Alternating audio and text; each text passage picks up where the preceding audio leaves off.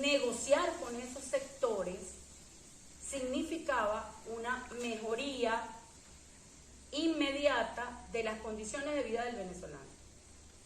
Si yo estoy cediendo porque desmonté lo que tanto querían, que era la Constitución, que era el escudo protector, estoy aplicando medidas monetaristas, estoy negociando en condiciones perdidosas nuestros recursos naturales para aliviar las sanciones, y ese alivio de las sanciones debía traducirse en mejoría para las condiciones de vida del venezolano. Eso no ha sucedido. Lo que ha sucedido es que se ha,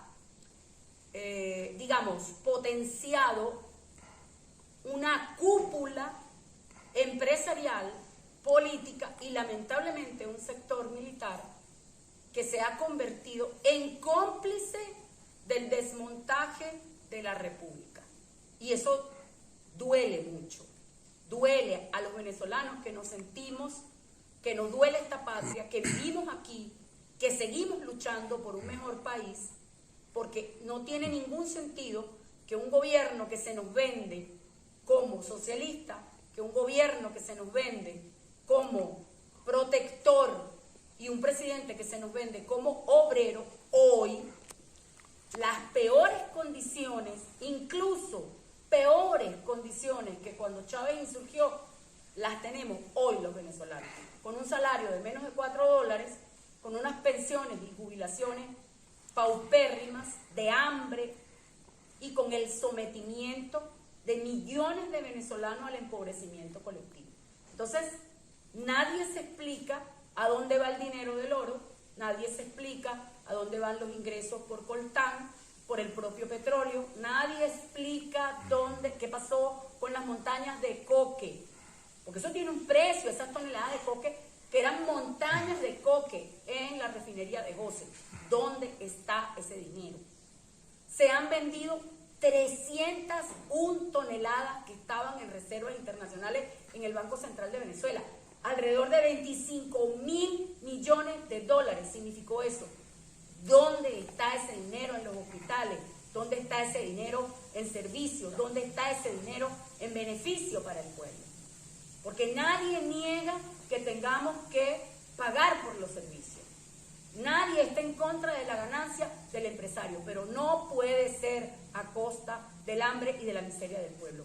Hoy, según el reparto, las últimas cifras que se publicaron y las últimas proyecciones que han hecho economistas como Andrés Giuseppe en base a los pocos datos que se pueden obtener, hoy el ingreso nacional se reparte 20% para los trabajadores, 70% para los empresarios, 10% para el Estado vía de los impuestos. Dígame usted si no hay una desigualdad brutal entre lo que ganan los empresarios y lo que ganan los trabajadores. Entonces, además de la desigualdad, nadie niega que el empresario pueda ganar, porque nuestro sistema mixto establecido en la Constitución plantea que debe haber un espacio para la empresa privada, pero la nacional, la que paga, la decente, pero no a costilla de la explotación extrema de los trabajadores. Eso está resuelto en el 91 constitucional, eso está resuelto en el 88 constitucional,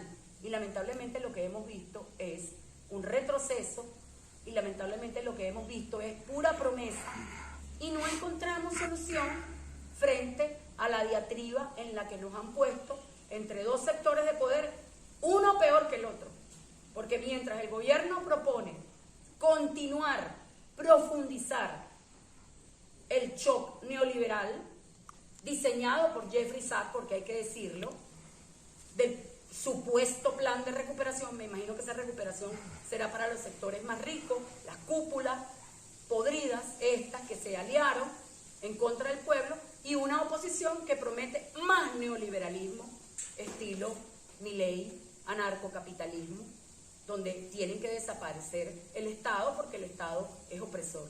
No comprenden que este Estado es un Estado generoso, es un Estado rector, es un Estado dueño de la renta del suelo, y es un Estado que le corresponde ser el rector y el vigilante, digamos, el rector, más que vigilante, el rector de los equilibrios que deben existir en el reparto del ingreso petrolero en Venezuela. Entonces, nosotros no hemos visto la mejoría, nosotros no hemos observado que haya ningún plan coherente para favorecer a las grandes mayorías y bueno, esa es la diatriba en la que Venezuela se encuentra hoy.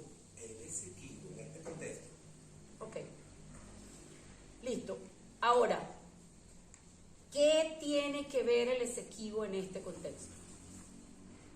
Si nosotros hacemos memoria histórica, nos vamos a dar cuenta que desde 1814 Bolívar se da cuenta de las apetencias de la entonces reina de Inglaterra de hacerse de un territorio, lo que ellos llaman extracontinental, un enclave extracontinental para desde allí dominar a Sudamérica. Hay una famosa carta de Oleari, siendo representante de la reina, Oleari, ese mismo que era edecán del Libertador, donde le dice a la reina que era importantísimo que tomara Punta Barima, porque era el lugar geoestratégico más importante de toda Sudamérica. Si tomas Punta Barima en el Esequibo, dominas la boca del delta, dominas toda la circulación de los ríos internos hasta la Patagonia, pero además tienes control de parte de la fachada atlántica y cuenca del Caribe, que es el Mare Nostrum, es como el mar Mediterráneo, perfecto para la Commonwealth, perfecto para los intereses de la reina. No olvidemos que todas las islas del Caribe son parte de la Commonwealth. Ellas responden a la reina, o mejor dicho, en este caso al rey.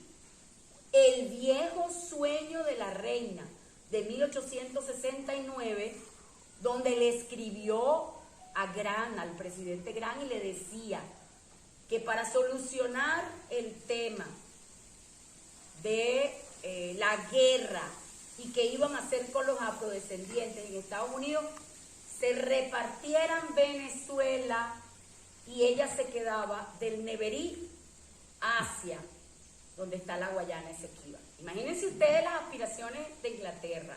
Bueno, en ese contexto, perdiendo la guerra la OTAN con Rusia, ¿a dónde creen ustedes que vienen a refugiarse?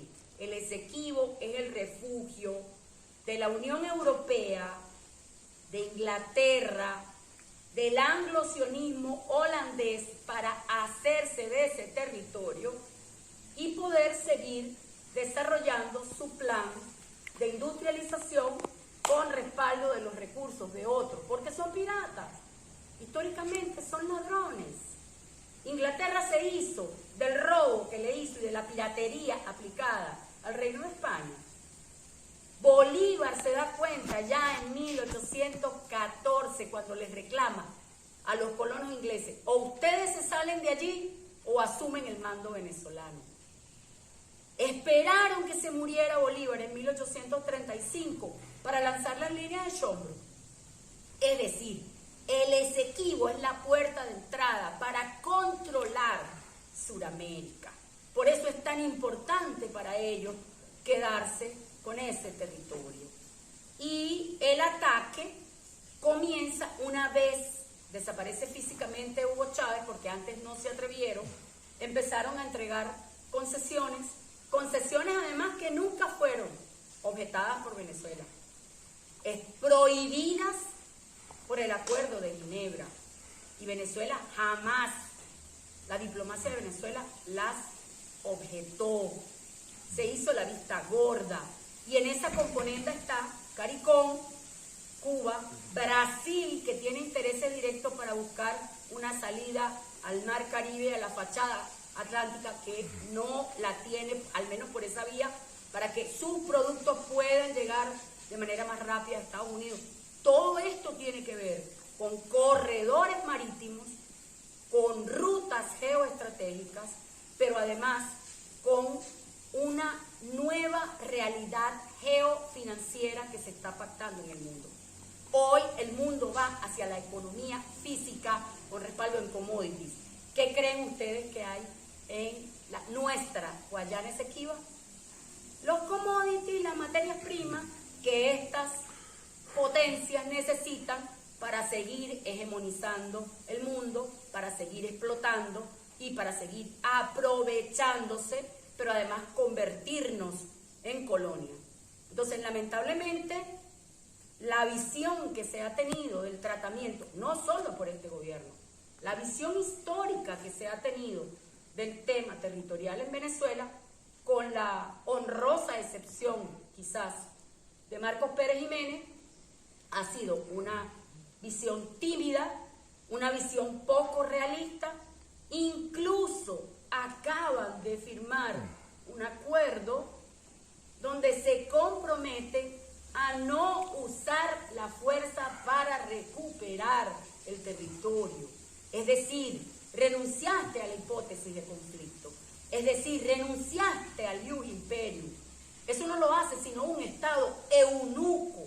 Es decir, le quitaste el piso a la posibilidad de que la Fuerza Armada, cumpliendo su tarea, el pueblo de Venezuela, no solamente la Fuerza Armada, porque el 326 constitucional establece que es corresponsable el pueblo con la Fuerza Armada, pudiera en un momento determinado utilizar la fuerza para recuperar el territorio.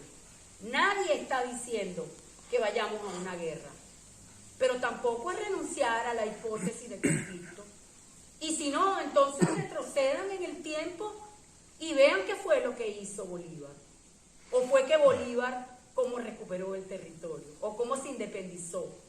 No tuvo que plantarse con un ejército para pelear y que le reconocieran el territorio de la cédula real de 1777 en 1810. No tuvo Bolívar que dictar sendos decretos para que le reconocieran el oro y la plata que se estaban llevando de aquí, que eran de las nacientes repúblicas. Eso lo hizo Bolívar. No tuvo Bolívar que asumir el iutis possidetis iuris como principio fundamental, porque imaginémonos una población, un Estado que está integrado por gobierno, población y territorio. Bueno, un Estado que no tenga territorio. Veámonos en el espejo de Palestina, porque lo que están buscando es la balcanización de Venezuela. Por eso vienen, esa es la importancia, es decir, hay un ataque externo al territorio, pero es por recursos, no es por otra cosa, es la posición geoestratégica para poder dominar toda Sudamérica y en una pinza tener la Guayana Esequiba y la Patagonia por el otro lado. Es el anglosionismo holandés quien está detrás del plan. Ahora, en ese contexto, ¿puede una estrategia lógica de un Estado soberano renunciar a la defensa legítima del territorio? Nosotros creemos que no. Nosotros creemos que hay que defenderlo como sea. Es más, el acuerdo que se acaba de firmar echa por tierra la orden que muchos de nosotros le dimos en el referéndum. ¿No se supone que 10,5 millones de personas dijimos que tomaran unas acciones para la defensa del territorio? Y entonces, ¿por qué tú sales a firmar, primero rodeado de enemigos? Porque CARICOM no es amigo tuyo, Cuba tampoco, porque quien está pujando para dejarte sin territorio no puede ser amigo tuyo, ni tampoco Brasil.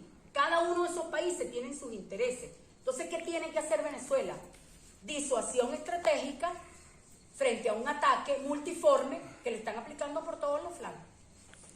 Entonces, en el caso del Esequibo, es un error garrafal llamar a la paz, pero no pedirle a Guyana que deje de entregar concesiones. Guyana en octubre acaba de entregar 8 concesiones a empresas canadienses, a empresas norteamericanas, a empresas francesas, incluso Kuwait está metida, China está metida allí explotando. Entonces, tú tienes que crear disuasivos creíbles, y lo primero que debiste haber firmado en ese acuerdo era paralicen las concesiones, porque ustedes están otorgando concesiones en un territorio que no es de ustedes. Ustedes tienen una ocupación. Guyana es un usurpador. Guyana es un invasor. Lo fue su madre, Inglaterra. Y ellos vinieron a ser independizados en 1966. Y ahora pretenden desconocer toda la historia que nos acompaña, toda la historia de lucha, de sangre, de fuego con la que nosotros nos ganamos ese territorio. ¿Qué pretenden? ¿Dejarnos sin territorio? ¿Un Estado sin territorio es una república aérea? ¿O vamos a olvidarnos de Bolívar?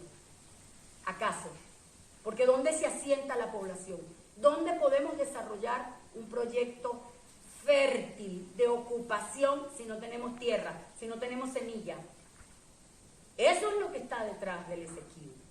Es el control de Sudamérica y empezar por Venezuela para después descuajarla y repartírsela en pedacitos. ¿Por qué Venezuela es la reina del sur?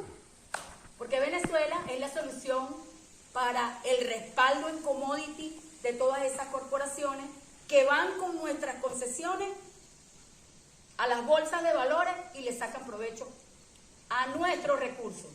¿Por qué no podemos hacer nosotros eso? ¿Por qué no tener nuestra propia bolsa de metálica o de recursos? ¿Por qué no apoyarnos en una moneda fuerte, en un bolívar que tenga respaldo en el oro o en los commodities? ¿Por qué no indexamos la economía y por qué no justificamos el salario en base a ese plan? Porque hay intereses del capitalismo fiduciario en que no se acabe precisamente la explotación a través de derivados de dinero que no tiene respaldo. Por eso acabaron con el Bretton Woods, por eso acabaron con el respaldo en oro. Entonces, detrás del tema del Esequibo también está un tema geofinanciero, un tema de corredores y rutas marítimas, porque además, ¿cuál es la idea del anglosiolismo holandés? El cobro de peaje, plata, negocio. Eso es lo que está detrás de todo esto. Y el error más grave que nosotros podemos cometer es renunciar a nuestro derecho legítimo a la defensa de la soberanía, como sea. Y ahí hago yo una invitación al honor militar, allí hago yo una invitación a la decencia, ahí hago yo una invitación a la historia bolivariana, que es la base fundamental de la formación del ejército venezolano. O sea, no podemos seguir cometiendo ese tipo de errores. Tú no puedes ir a una instancia internacional a decir que renuncias al ius imperium porque estás renunciando a ser Estado, ¿vale? Es así de simple. Entonces, ese tipo de declaraciones son inconvenientes para los intereses del país.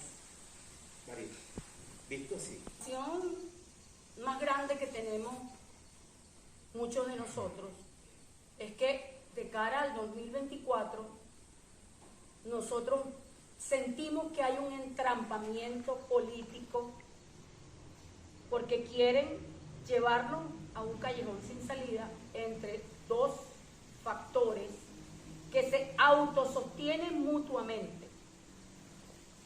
Es decir, no hay posibilidades de surgimiento de lo que nosotros llamamos un tercero excluido que pueda descuadrar las cuentas que está sacando un gobierno neoliberal que abandonó el proyecto histórico y una oposición apátrida, entreguista, ultra neoliberal, que siempre odió a la Constitución y que además odia a Bolívar. Frente a esos dos, digamos, a esa diatriba, a ese dilema, se encuentra el venezolano común, que representa el 70-75% de la población, que no quiere nada con ninguno de los dos extremos. Pero en virtud de que estos dos extremos tienen el poder del dinero y de las armas, además tienen el control hegemónico de las instituciones. Fíjate la perversión. Ellos interpretaron que la hegemonía era para sostenerse en el poder. Y entonces tienen el control del CNE, tienen el control del TCJ tienen el control de la Contraloría y por esa vía, uno, evitan el surgimiento de grupos de electores independientes. Dos, evitan el surgimiento de nuevos partidos políticos. En noviembre del año pasado estamos esperando más de 300 solicitudes que no se han tramitado. Ese es el escenario que tenemos en este momento. Ellos le dan permiso a los partidos que ellos quieren porque además lo controlan. El único partido que se les había escapado era el Partido Comunista de Venezuela y lo intervinieron para evitar surgiera un tercero excluido y que el Partido Comunista pudiera acumular esa fuerza entre los independientes para salir, no porque la persona que estuviese al frente fuera comunista o algo por el estilo, era una facilidad de una tarjeta. En este momento no hay tarjetas posibles porque además el régimen ha implementado un chantaje a que quien apoye a alguien que esté fuera de lo que ellos consideran su ámbito de poder, simple y llanamente lo van a eliminar a través del Tribunal Supremo de Justicia. Incluso se corre el riesgo de que cualquier independiente que pueda asomar la nariz o lo criminalicen o lo inhabiliten. Entonces Venezuela se encuentra en un dilema y nosotros decimos que es un dilema muy peligroso porque si el poder no entiende que el río crecido del 75% de los venezolanos que hoy no se identifican con ninguno de los dos factores, no encuentra un cauce democrático, ese río se puede desbordar. Y se puede presentar una situación de violencia que nadie quiere, nadie la quiere. Nosotros no abogamos por una solución, sino electoral, Claro, política. Pero esos políticos que hoy se sienten dueños del poder deben entender que deben darle paso a la posibilidad de organización de las grandes mayorías venezolanas que no se identifican con ellos. Es decir, llegó la hora. Nadie les cree, no tienen un plan creíble para la nación. Además, eso se traduce para nosotros, el pueblo, más migración, más desempleo, Claro. más fragmentación. Pero además hay otro factor importante. Esa frustración colectiva se traduce en mayores migraciones, en mayor desempleo, en mayor empobrecimiento del país, pero además despolitización, una fragmentación social, pero además hay una depresión colectiva, la gente siente que no tiene salida. Y resulta que sí hay salida, que nos toca construirlo entre todos y que nos toca construir una masa crítica que nos permita abrir un camino electoral que nos dejen participar a los que somos independientes y que queremos este país y que tenemos además un plan y que tenemos ideas germinales, ideas que hemos ido generando entre todos, ¿ok? Y que esa propuesta está en la calle y está en la calle para ser enriquecida por la gente. No es una propuesta acabada, no es una propuesta de abajo hacia arriba, es una propuesta que nació de la preocupación legítima de un grupo de venezolanos que sentimos que tenemos que abrir un espacio para la discusión política y la recuperación de la República. Entonces son ideas germinales para salvar la República. Y a eso me voy a referir inmediatamente. Voy, que quiero solo esto. Grabamos. Estas ideas están alineadas con un mundo que emerge en medio de batallas. Más allá de lo politiquero, Venezuela debe pensarse como una nación o desaparecerá tragada por proyectos hegemónicos. Y eso no es lo que queremos. El país es inviable como está. Y por tanto nosotros hemos pensado desde las bases del pueblo construir una fuerza mayoritaria para darnos el gobierno que nos merecemos. no este gobierno, que es inviable, no este gobierno que abandonó el proyecto histórico. Nosotros no queremos el neoliberalismo de los 90, no los queremos. Nosotros no queremos el neoliberalismo de hoy, disfrazado de socialismo, pero tampoco queremos el ultra neoliberalismo que representa un sector de la oposición que está pugnando por hacerse del poder. Ninguno de ellos ha propuesto un plan de salida para salvar la República, ninguno de ellos tiene un plan para nuestro país. Y estamos hablando de una propuesta nueva, pero no es lo nuevo negando lo anterior, es lo nuevo viendo hacia el futuro, hacia la realidad geopolítica que emerge. Y no es lo nuevo para entregarnos a modas o agendas de moda. Lo nuevo es la renovación de lo esencial, de la esencia de la República, la recuperación de las instituciones, la recuperación de la Constitución. ¿En qué consisten ideas germinales? Ideas germinales consisten en planteamientos desde lo político hasta lo militar. Tratamos allí de pasar por lo ecológico, por la recuperación de la industria petrolera, por ideas en lo monetario, el respaldo del bolívar en commodities, la ley del sistema monetario para permitir una indexación paulatina de nuestra economía y evitar ataques externos. Allí hablamos de la recuperación de la Constitución a través de la profundización del modelo constitucional, de una enmienda constitucional. ¿Por qué planteamos una enmienda constitucional? Porque hoy la Constitución está demolida gracias a la ley antibloqueo y a todas las leyes que han tomado.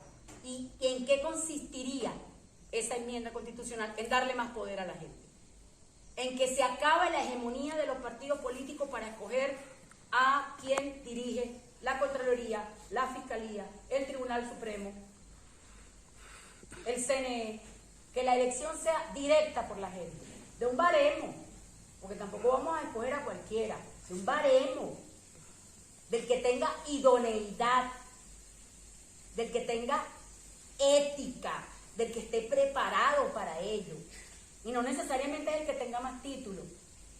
Debe ser una combinación de experiencia y experticia, pero además de dignidad y de eticidad con idoneidad, y los hay. Lo que sobra en este país son venezolanos de bien. Entonces, ¿hasta cuándo vamos a seguir nosotros con la dictadura de los partidos? No, tenemos que darle poder a que el independiente tenga el mismo peso. Hay que modificar el sistema electoral, porque tú le tienes que permitir al independiente poder ingresar como diputado y tener una voz, aunque sea de esa minoría.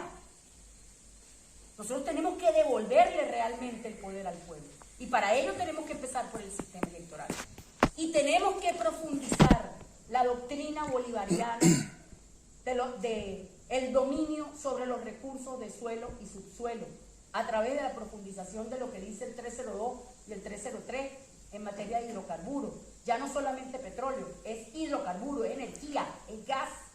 Porque en 1999, antes de que Chávez llegara, esto poco se dice, el gas es susceptible de ser privatizado.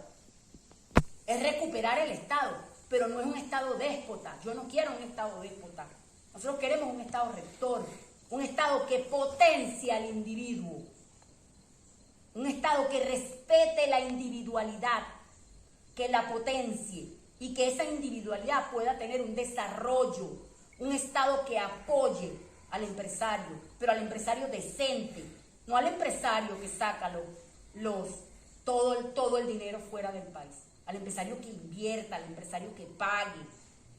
Nosotros queremos una economía según la cual la distribución del ingreso sea equitativa, una economía mixta. Eso es lo que dice la Constitución. Entonces, ni una cosa ni la otra. Entonces, estas ideas germinales, además, plantean que no puede ser el extractivismo puro y duro el que apalanque el desarrollo del país. Nosotros creemos en una educación para la producción. Nosotros creemos en la ciencia y la tecnología. Nosotros creemos en que la juventud son los primeros que tienen que recibir financiamiento por parte del Estado para desarrollar sus ideas. Ustedes saben los millones de proyectos que hay en nuestras universidades para la soberanía tecnológica y que no haya una política de Estado para financiar la soberanía tecnológica. Eso es absurdo en un país como Venezuela, que puede ser una potencia, que es una potencia y ella misma no lo sabe, porque lamentablemente hemos sido gobernados por malos hijos.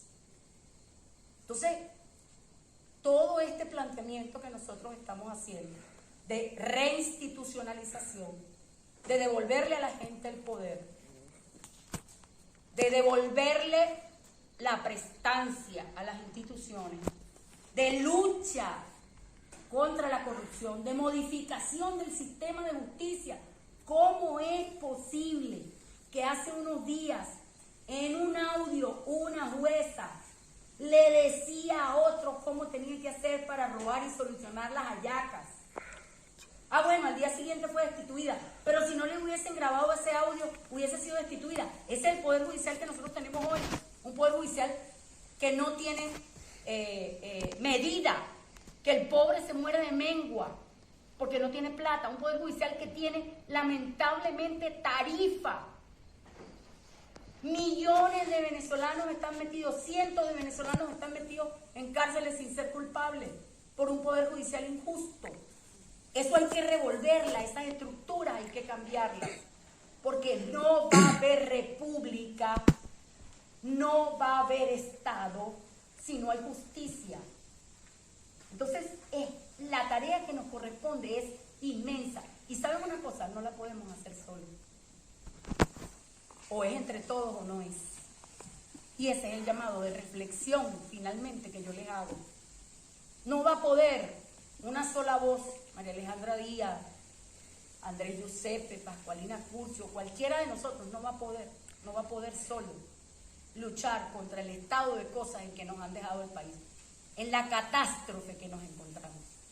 El pueblo tiene que tomar conciencia. Y es entre todos que tenemos que hacer esa masa crítica para exigirle a ese poder que nos dé espacio, que nos deje participar, sin necesidad de perseguir, de criminalizar, de acusar, porque eso no es la democracia. Eso no es lo que establece la democracia, no es lo que establece la Constitución. Es más, es contrario al legado bolivariano, al legado incluso del propio presidente Chávez, quien con todos sus errores era un demócrata. Creía en la democracia, con todos los errores. Yo a Chávez lo veo a beneficio de inventario. Y me quedo con lo bueno, me quedo con la Constitución, me quedo con el legado constitucional. Y lo defenderé hasta las últimas consecuencias, porque es nuestro escudo. Y hoy la invitación no solamente es a que nos acompañen a valorar las ideas germinales como un proyecto alternativo, sino además a constituirnos en una fuerza, en una masa crítica que permita abrir espacio para encontrar un camino de salida frente a la catástrofe a la que nos han sometido tanto el gobierno neoliberal que traicionó el proyecto histórico y esta oposición entreguista que lo que pretende es hacerse del poder para hacer negocio. Nosotros no queremos más negocio, queremos una Venezuela digna, queremos una Venezuela decente, queremos recuperar la dignidad del pueblo venezolano. Eso queremos. 2 minutos, mensaje de despedida, estamos en Navidad. La familia se une, donde a pesar de todos los pesares, hacemos los esfuerzos, hacemos magia. El amor puede ocasionar que se abran los caminos y que se haga la magia que necesitamos que se haga en esta época y que esa época no se acabe. O sea, lo ideal o mi mensaje es que esta Navidad, a pesar de todos los pesares, esta época de unión familiar, esta época en donde se pueden dar mágicas soluciones a los problemas, continúe ese espíritu de alegría, de amor al prójimo para vencer las próximas batallas que nos vienen. Entonces, en estas Navidades, al pueblo de Venezuela, gracias por tanta resistencia, gracias por tanto amor, gracias por tanta conciencia, pero que no sea solamente en Navidad. Mi invitación es que sea continuo, que la alegría y el amor sea el signo que nos marque para la recuperación de la dignidad del pueblo venezolano. Feliz 2024. Feliz 2024 para todos y para todas. Un beso. Rópelo.